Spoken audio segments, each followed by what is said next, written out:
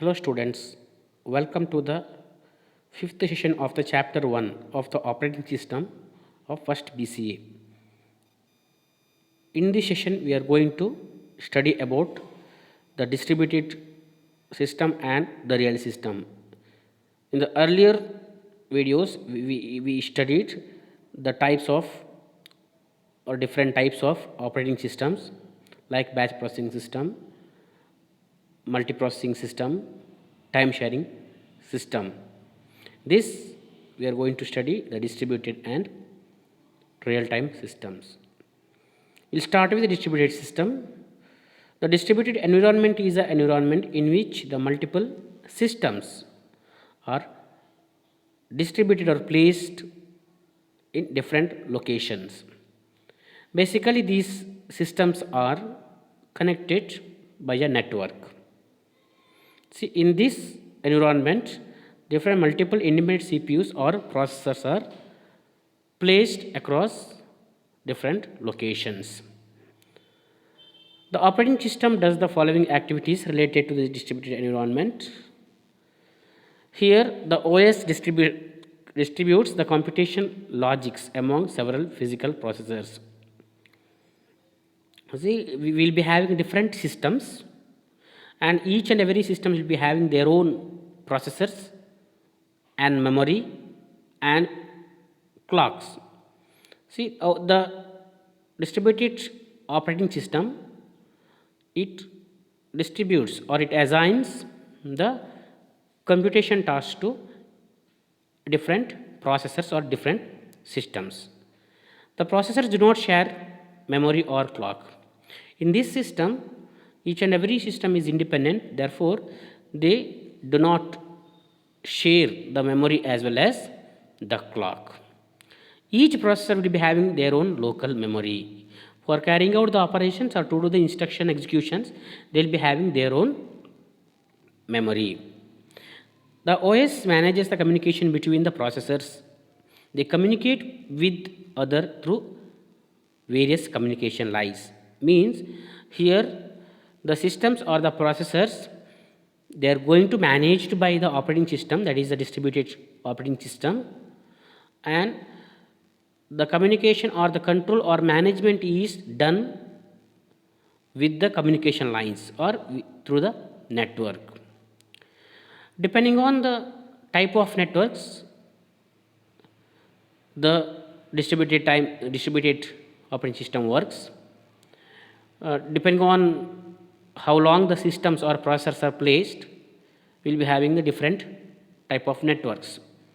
Usually for a room or a short building, we will be having a local area network connected systems, and for a slight longer systems, they will be connected to the metropolitan area network, and for longer distances, they are covered with the wide area network. See, using this network, these computers, they communicate each other, and they will do the assigned task or they will do the allotted task whichever allotted to by the distributed OS. So this is about the distributed system. Next, let us go with the real time system. A system is said to be real time if it is required to complete its work and deliver its service on time. Means here a rigid time constraint is placed on the system. Whatever the task has to be done within a fixed and rigid time. For example, flight control system. See, within the given time or the span of time, all the activities must be completed. This is the real time system. Means here all the task or processing has to be done in real time. There is no option of delay. See, there are two types of real time systems. One is the hard real system and soft real time system. See, hard real time system is very much restricted, or it's very rigid in the sense there is no tolerance level is there. Whatever the time within the fixed time or within the fixed time constraints, the work has to be done, or system will be fail. That is what happening in hard real systems. Here almost memory will be second memory will be absent, and even primary memory will be in the processor itself, because the delay should not be cause the system to fail. See, transferring the data, even most of times, even user interaction is also very limited. All the data will be collected, input data will be collected to sensors, and